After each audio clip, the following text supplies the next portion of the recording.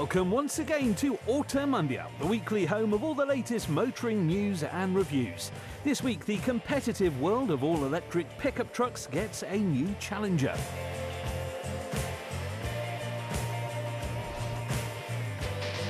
We've also got the latest super estate in the form of BMW's M5 Touring. Plus, Nissan bids farewell to its GTR with a pair of special edition models.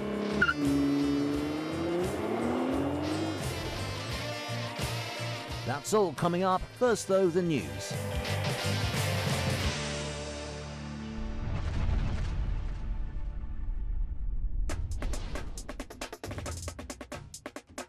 According to data collected by the car expert, vehicle recalls are 10 times more likely than 30 years ago. Figures from the Driver and Vehicle Standards Agency show that throughout 1994, just 27 passenger vehicles were recalled by the Institute for Safety or Reliability Concerns. However, some 30 years later in 2024, experts predict over 260 recalls to be issued by the end of the year.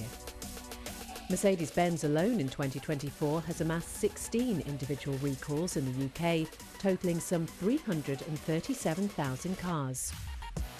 A root cause for the exponential growth in recall numbers over the last few decades is the complication of cars gaining more and more systems from safety to entertainment and emission control.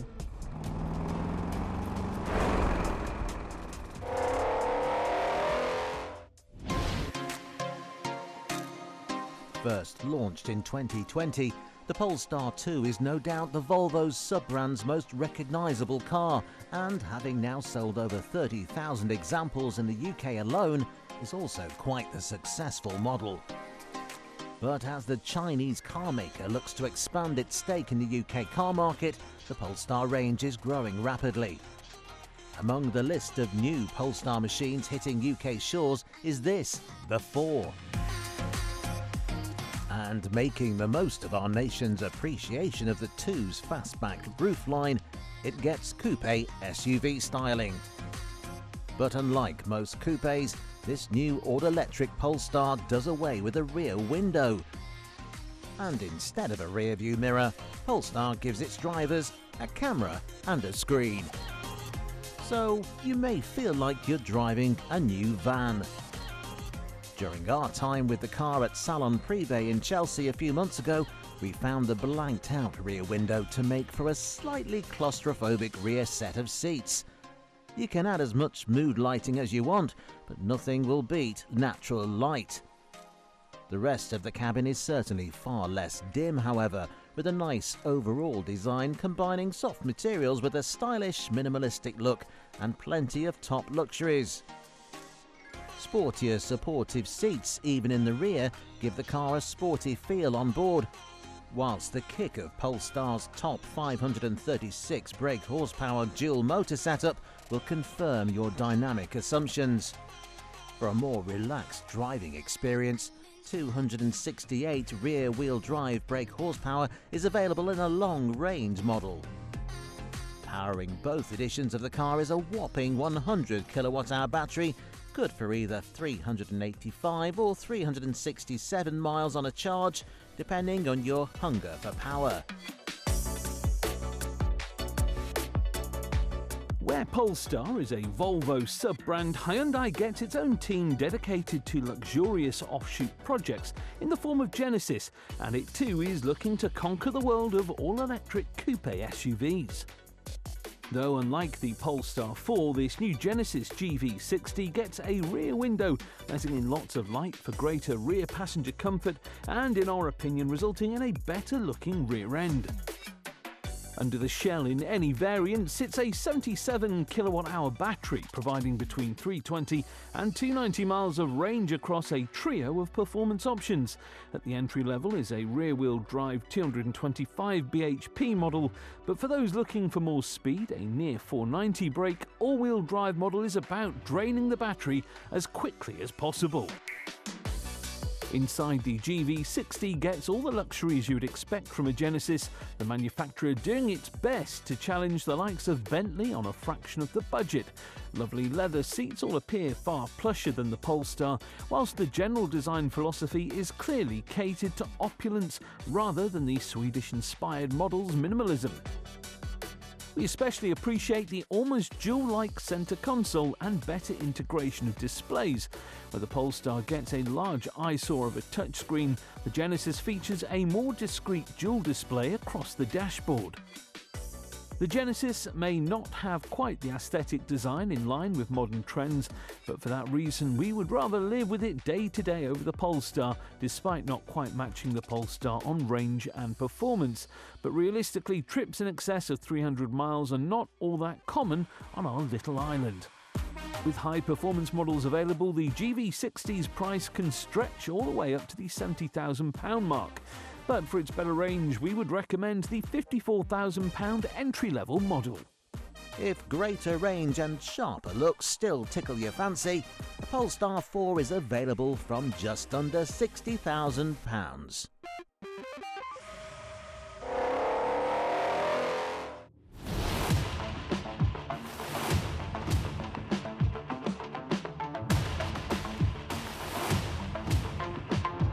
A few weeks ago, we took a look at Bavaria's latest super saloon.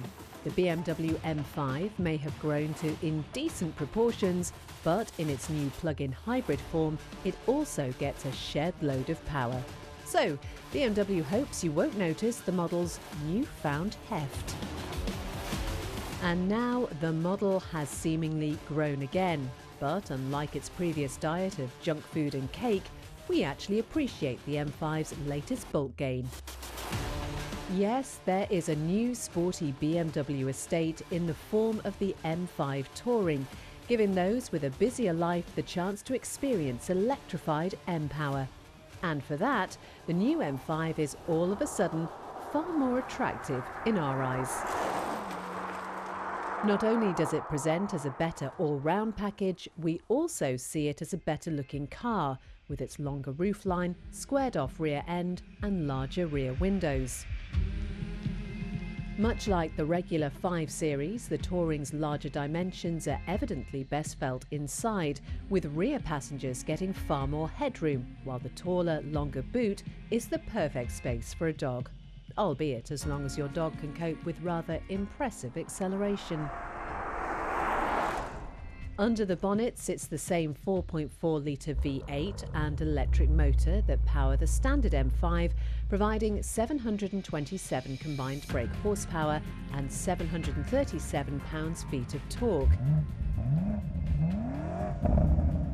An 18.6 kilowatt-hour battery gives up to 40 miles of all-electric range, but it's the station wagon's performance that will impress most. The M5 Touring will power from 0 to 62 in 3.5 seconds, and top speed sits at 185. All that while towing trailers of up to 2 tonnes. Well, the ability to do so. The M5 certainly fits the description of a super estate, but Audi has long been the established go-to in that department, so we look forward to comparing it with a sporty RS5 Avant when the 4 rings decide to fight back. After the break, the sun sets on the R35 generation of Nissan GT-R.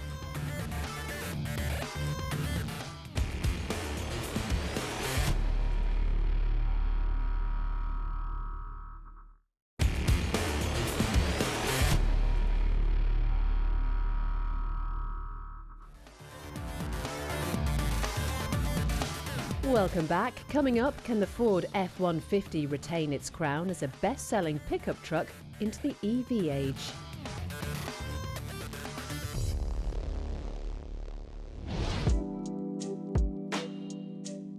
Earlier this year, Kia launched the 4th generation of its Sorento, adopting a recognisable daytime running light signature akin to that of the equally fresh Picanto and all-electric EV9. The new large SUV certainly looks good. Though the American-oriented model gets boxy dimensions that catch the eye of our cross-Atlantic friends, sleek details do hone the Sorento for UK audiences as well. Under that presentable exterior gown sits a standard range of Kia powertrains. Topping the tree is a plug-in hybrid pairing a 1.6-litre petrol with 13.8 kilowatt-hour battery. Good for a low-in-class 34 miles of range. A choice of hybrid, petrol or diesel sits below that for 212 or 190 brake horsepower respectively, all of which come with automatic transmissions. Jump inside and, much like other South Korean models of late, the new Sorento presents like an upmarket SUV. Clean styling cues like the dual 12.3-inch infotainment displays and wraparound air vent all simplify the look, whilst brilliant upholstery adds to the car's appealing nature.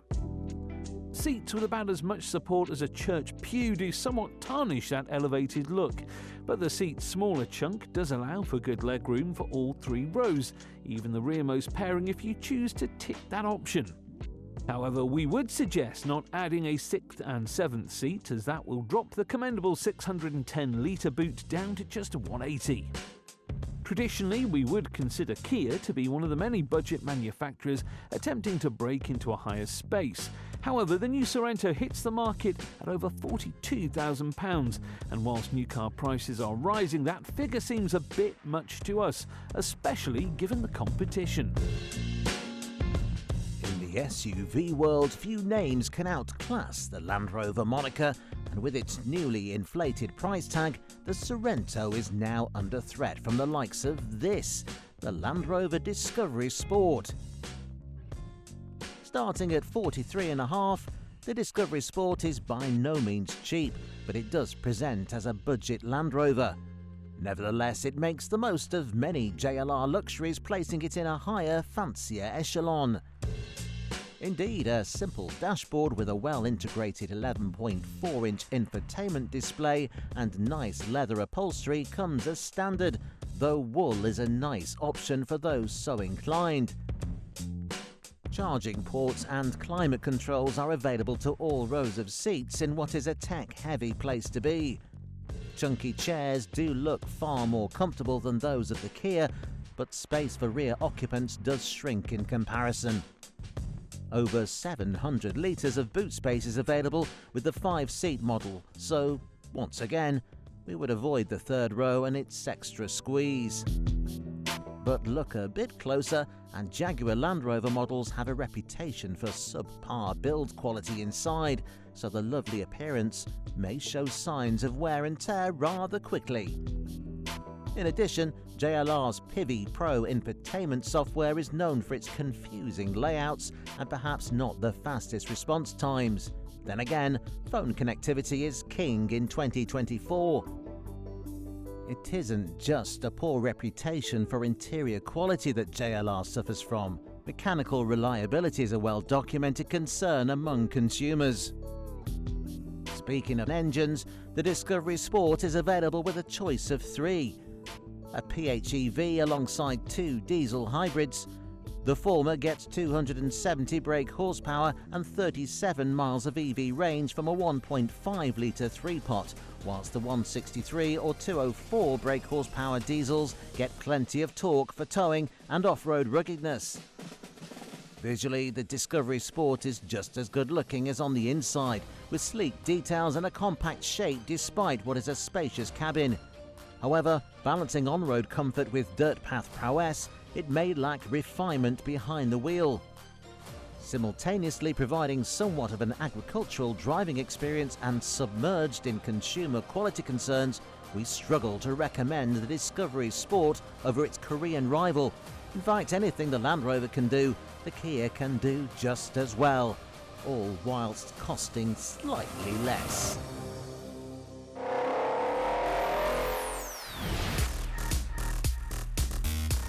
Battery tech is taking over the motoring industry, and even the work-ready pickup truck segment cannot escape the silent whir of electric. On show here is the latest addition to the electric pickup space, the GMC Sierra EV.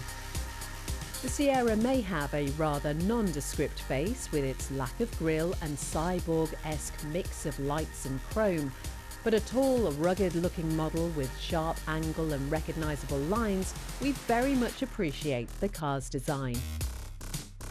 Under the shell, Sierra gets the same underpinnings as found in its General Motors sibling, the Chevrolet Silverado. That means 440 miles on a single charge of its 205 kilowatt-hour battery. All-wheel drive, thanks to motors on each axle, gets 754 brake horsepower and a 4.1 second 0 to 62 time. Whilst EV tech does not generally result in impressive towing capacities, this particular model will lug trailers of up to 4.5 tons. So, be it a quick look around the model or browse through the specification sheet, the GMC Sierra EV is quite the impressive electric pickup. But a sibling of the inflated Chevrolet Silverado EV and exclusive Hummer EV, we see one major issue with the new all-electric workhorse, and that is its price. Currently, in its first year of production, GMC's entrant to the market is only available in Edition 1 specification with all the bells and whistles. That means the truck will currently set you back $100,000. So, our advice is to wait until the 2025 model year, when a bog-standard variant will hit the market from about $70,000. If you can't wait that long, however, the Ford F-150 is the most popular pickup currently on sale, and thanks to a lower entry price than its rivals, also tops electric pickup sales charts. In fact, sporting looks similar to those of the standard internal combustion model, Ford's so-called F-150 Lightning is available from $50,000. But don't be surprised if your cheaper truck doesn't quite match up with other options available. Under what is a recognisable body, the electric Ford gets a choice of two batteries, a smaller 98 kilowatt-hour and longer range 131 option. In both cases, smaller than GMC's offering, that equates to 230 and 320 miles of range, as well as 452 and 580 brake horsepower respectively from a motor on each axle. It may get less power overall, but the Ford F-150 will tow just as much as the Sierra, provided you opt for the larger battery, therefore spend more money. Indeed, for those with a less demanding lifestyle, it is nice to get the smaller battery option, but for anyone in need of a capable workhorse, the circa $5,000 optional extended range battery is almost a requirement, immediately closing the price gap to its competitors. And all of a sudden, the Ford Lightning feels rather expensive, especially with this somewhat barren cabin. By contrast, the Sierra does a better job of showing what you paid for. The cabin is full of nice design pieces like wood trim, a soft-touch dashboard, and this massive 16.8-inch central screen. Even next year's $70,000 price tag is a lot to spend on a pickup truck, but these electric models should not yet be considered workhorses on the level of their gas-guzzling equivalents. Instead, they are high-end family cars with plenty of comfort and more space than you could ever need. And the GMC Sierra certainly excels at that job in our eyes.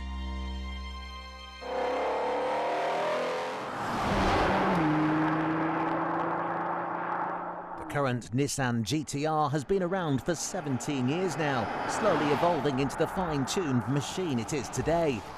And the budget supercar beater's history goes back even further, taking on the world of performance exotica for over half a century. But this month, the R35 generation of Skyline GT-R is taking its final bow and signing out from the American market. To mark the end of what has been quite the era, Nissan has unveiled a pair of special edition cars hinting at the model's history in pop culture. Those infatuated by Nissan's Skyline history will recognise the shade of blue on this particular GT-R. Bayside Blue was once an iconic scheme for the model's previous generation, but has not been available since the late 1990s. But this so-called Skyline Edition GT-R is the first R35 to get the shade and we must say it suits the coupe rather well. If sparkling blue is not for you, surely the understated shade of midnight purple oozing cool on this Takumi edition is a nice polar opposite. Once again, a colour made popular on the previous 1990s R34 GTR, this dark colour will slightly shift hue in the sunlight. The Takumi Edition GTR is slightly more thought out than the Skyline Edition, with a collection of additional details under the bonnet from a gold chassis number plate and wheels. A slightly wider front track and ceramic brakes come as part of the T-Spec on which the Special Edition is based. With more fancy touches, the Takumi Edition is somewhat more expensive than its sibling, hitting the market at $151,000, whilst the blue Skyline model is available for $131,000. They may be simple paint jobs, but these special editions are a nice way of sending the GTR off into the sunset.